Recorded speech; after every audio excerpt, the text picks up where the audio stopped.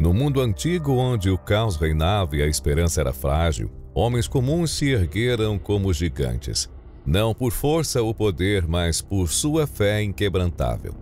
A Bíblia os chama de heróis, exemplos de confiança em Deus diante do impossível. Hoje, aqui no canal Fé e História, vamos explorar um pouco as vidas de 9 figuras extraordinárias: Abel, Enoque, Noé, Gideão, Baraque, Sansão, Jefté, Davi e Samuel. Suas histórias cheias de sacrifício, coragem e redenção atravessaram milênios, desafiando-nos a acreditar. Prepare-se para uma jornada épica, onde a fé moldou a história da humanidade. Abel, o segundo filho de Adão e Eva, nasceu num Éden perdido, logo após a queda. Como pastor, ele passava seus dias cuidando de ovelhas sob o sol ardente, uma vida simples num mundo marcado pelo primeiro pecado. Gênesis 4 nos conta que Abel trouxe uma oferta a Deus: os primogênitos de seu rebanho, animais fortes e gordos, sacrificados com um coração sincero. Não era só um ritual, era um ato de adoração, um reconhecimento de que tudo pertencia ao Criador. Deus aceitou sua oferta, mas rejeitou a de Caim, seu irmão mais velho, que trouxe frutos da terra sem o mesmo zelo. A inveja corroeu Caim e ele tramou contra Abel. Num campo isolado, o golpe fatal veio. Abel caiu, seu sangue manchando a terra. Hebreus 11:4 diz que, mesmo morto, ele ainda fala. Abel foi o primeiro a provar que a fé pode custar a vida, tornando-se o mártir inaugural da história bíblica. Enoque surge séculos depois, na 7ª geração de Adão. O mundo ao seu redor afundava em violência e idolatria, mas Enoque escolheu um caminho raro. Gênesis 5:24 diz que ele andou com Deus por 300 anos após o nascimento de Matusalém, seu filho, que viveria 969 anos, o homem mais velho da Bíblia. Andar com Deus não era apenas uma metáfora, era uma vida de comunhão diária, uma busca constante pela presença divina num tempo de trevas. Judas 1:14 e 15 revela que Enoque também profetizou, alertando os ímpios sobre o julgamento vindo. Sua fé era tão pura que Deus o poupou da morte comum. Aos 365 anos, um número simbólico como os dias do ano, ele simplesmente desapareceu. Porque Deus o tomou. Enoque nos deixa um mistério: uma vida tão fiel que transcendeu a mortalidade.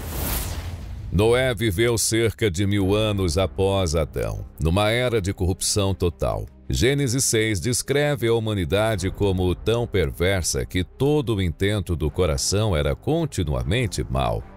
Noé, porém, era a exceção. Chamado de justo e reto, ele se destacava como um farol em meio à escuridão moral. Então veio o chamado divino: construir uma arca de 135 metros de comprimento, 22 de largura e 13 metros de altura, feita de madeira de gofer e selada com betume. Por 120 anos, Noé trabalhou, pregando enquanto martelava, uma tarefa absurda num mundo que nunca vira chuva.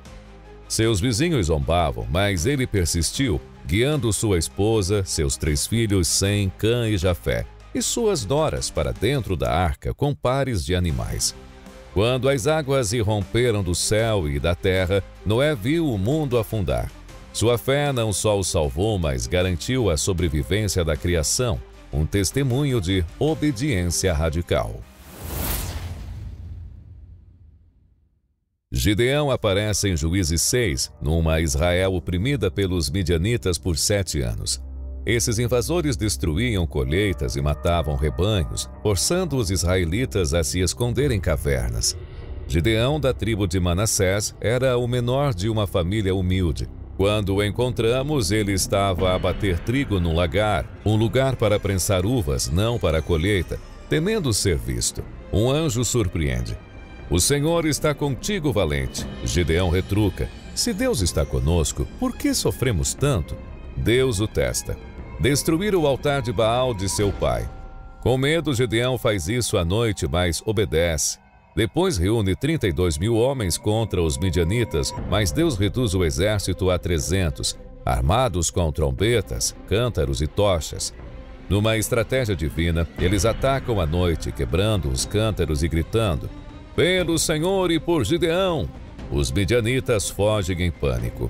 A fé hesitante de Gideão floresceu em triunfo. Baraque de Naftali viveu na mesma era caótica dos juízes. Israel sofria sob Jabim, rei de Canaã, cujo general Sísera comandava 900 carros de ferro, máquinas de guerra quase invencíveis. A profetisa Débora, que julgava sob uma palmeira, convocou Baraque. "Deus ordena que você enfrente Sísera no Monte Tabor." Baraque hesita. "Só vou se você vier comigo." Débora então aceita, mas avisa que a glória será de uma mulher. No dia da batalha, Deus envia uma tempestade.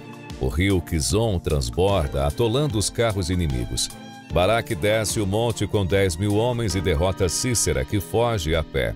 Jael, uma mulher quenita, o mata com uma estaca enquanto ele dorme. Baraque chega tarde demais para a honra final, mas sua fé, mesmo tímida, trouxe paz por 40 anos. Se você está gostando de mergulhar nessas histórias incríveis no vídeo de hoje, não esqueça de se inscrever no canal Fé e História. Deixe seu like para apoiar nosso trabalho e ative o sininho para não perder nenhum vídeo. Feito isso, vamos continuar explorando juntos essas jornadas que inspiram e transformam. Sansão, da tribo de Dan, nasceu sob uma promessa divina a uma mãe estéril. Como nazireu, ele não cortava o seu cabelo, não bebia vinho e também se consagrava a Deus. Sua força era lendária. Matou um leão com as mãos nuas, queimou campos filisteus com raposas e tochas e abateu 1.000 homens com uma queixada de jumento. Mas Sansão era impulsivo, apaixonando-se por mulheres filisteias como Dalila. Traído por ela, seus cabelos foram cortados e ele perdeu a força. Cego e preso, foi exibido num templo lotado em Gaza. Em seu momento mais baixo, Sansão orou: "Senhor, lembra-te de mim, dá-me força só mais uma vez." Com as mãos nos pilares centrais, ele empurrou, derrubando o teto e matando mais filisteus na morte do que em vida. Sua fé imperfeita terminou em redenção. Jefté de Gileade era um filho rejeitado, nascido de uma prostituta e expulso pelos irmãos. Vivendo como bandido, ele foi chamado de volta quando os amonitas atacaram. Juízes 11 diz que Jefté negociou com os inimigos, mas sem acordo fez um voto a Deus: "Se me deres vitória, oferecerei o primeiro que sair de minha casa."